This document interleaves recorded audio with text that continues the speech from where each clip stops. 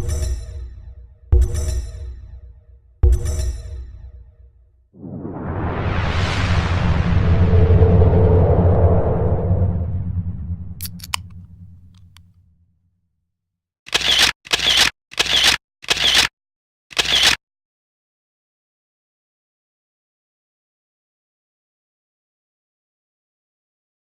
this is Nikki Lynn from blingactions.com, and today I'm going to be demonstrating quickly how to use our PS color box set that we have.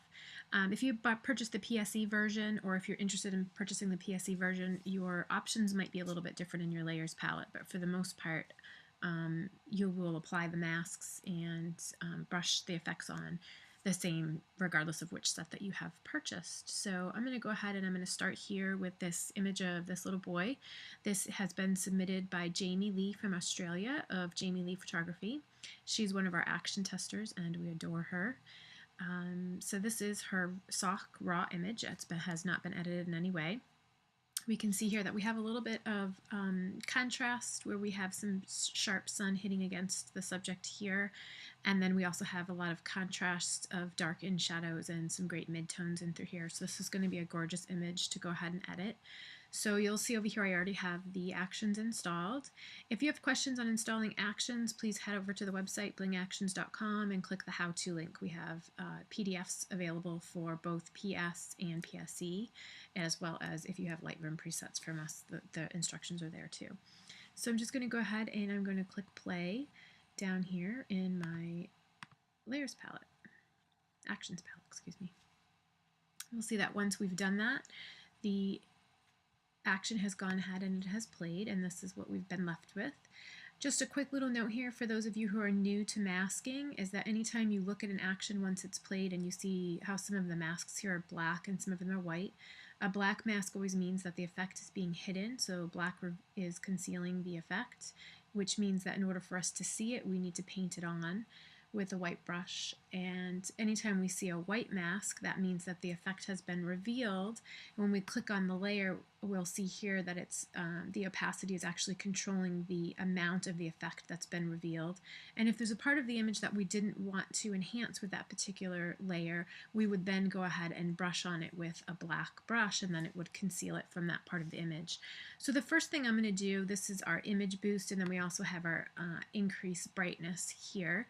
So the first thing I want to do is not add any more brightness to him because he already has enough brightness added, and we can see that the brightness of the image overall has been set by default at 30%. If we decided that any of one of these layers we wanted to increase or decrease the effect on, we can adjust the opacity just by clicking on the individual layer and then adjusting the opacity. If you're working in the PS version, you'll be able to just click on the little folder picture here, and we'll be able to decrease the effect of the entire thing. So this can be done at the very beginning after you play the action, or you can adjust individual layers and then adjust the opacity up here. So we're going to go ahead and we're going to leave it at the default setting. I am going to go ahead and I'm going to click on this increase brightness option, and I'm going to choose a black brush over here. And I will pick, let's go ahead and reduce it at about a 40%, just the brightness off of here, because I don't want to add any more brightness to this area. And then I'm going to go ahead actually and increase it all the way to 100% just to see the effect that I'm getting here. And I'm also going to take the little image boost as well off of that part of his body. Now the next thing that I'm going to go ahead and do is I want to pop the color of the background here, and by default when you play this action, the brush on image has been concealed, and I prefer when I'm editing to go ahead and brush on the contrast and the color pop into the background as opposed to brushing it off of skin tones and such. So when I create actions, they are created so that the brush on image pop or color pop will always be off, and then you need to brush it on. So we're just going to come over here, we're going to choose a white brush from the palette, and I'm going to choose kind of a big brush size, and I'm going to go ahead and paint this on at 100%. And I'm going to paint this all the way into the background. I'll lower my brush size as I get to be around the little boy, and I'm going to again be painting on the brush on image color. So I'm going to go ahead here, and you can see this is instantly starting to color boost this area. So I'm just going to go ahead and add that effect all the way in on there, all over. And then I'm going to add a little bit of warmth to this too, so you have the option to make warm or make cool. those layers are actually on. You can see that has a white mask, but they're turned all the way down. So I want to add some warmth to this picture, so I'm going to go ahead and add that warmth in at about a 60%. And I don't really have a need to increase my shadows. I'm just going to go ahead and increase this just so you can see when you increase the shadows, it just gives you a little bit of contrast. I think I actually will leave that at about a 30% for this picture. We have an image boost option here, which I will go ahead and demonstrate for you. So if I pull this in, this is just going to give me a little bit more contrast. And you can see the layer says to brush off the skin if needed. So I'm going to actually just probably put that at about a 28%, and then I am going to go ahead and brush that off the skin tones. I'll just go ahead and decrease. You can control your brush with your bracket keys. The left bracket key will make your brush smaller, the right bracket key will make it larger. So I'm just going to go ahead and do this. You'll see that the sharpening mode has actually been set to, it's a black mask, which means it's not being revealed. I actually want to add a little bit of sharpness just in through the front of my picture so that my eyes are kind of drawn in. So I'm going to go ahead and paint on here with the white brush. And you'll see that this is just giving some nice sharpness to the beginning of this image, sort of drawing your eyes up to the little boy. And then I'm just going to soften it just a little bit, so I'll put it on at about a 40% so it prints well. And then I'm pretty good with everything here. There's some sky options in here, as you can see. If you're painting into a sky area, you would basically just be painting into this area with the white brush. You would choose this mask, and then you would be painting into the sky. I don't have a sky, so I'm not going to really worry about that. I'm happy with how this looks so far. I'm going to show you the next step that's also included in the set. But before I get to that, I just wanted to show you real quickly that you have the option here to turn your image into a black and white. So to do that, all we would do is just click the little eyeball button, and we'll go ahead and we'll just hit our Command I button to turn the black and white on. And then you can see that we have our black and white layer has now been revealed.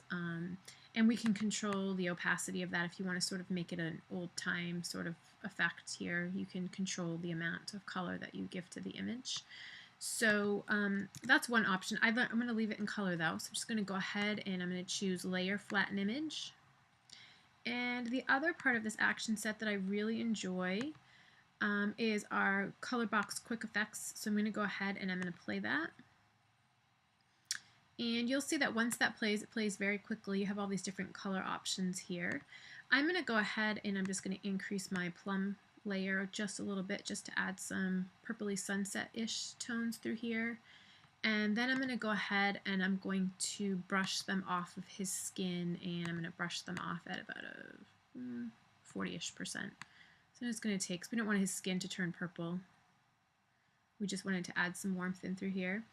And then I'm going to go ahead in here and I'm going to brush on some extra warmth with my white brush on this mask. This is just going to give me a little bit of extra warmth in through here. So you can see I'm going to go ahead and put this in here. Brush it all the way through. Okay, and then I'm going to go ahead and I'm going to adjust the opacity down just a little bit here. And then I'm going to increase my pink tones just a little bit, just to give it just a little bit of splash there. And then I'll go ahead and brush those off the skin tones as well. I'm going to do that at 100%. And then I'm pretty happy with the way that that looks there. So I would say that I'm all set editing that image, and that was a demonstration of our color box, and that's available for PS and PSE. Keep in mind that you can visit our website at blingactions.com, and all new users will get $25 off any $75 purchase or more with code GET25, it's G-E-T all caps, 25, and that's an ongoing special that we have all the time for any sale over $75. I'll just show you really quickly here that this is our beginning image and this is our end image. So hope you enjoyed this tutorial, and I hope that it helps you out a little bit when you're editing inside of your new box of colors. Have a great day, and I look forward to talking to you guys some more.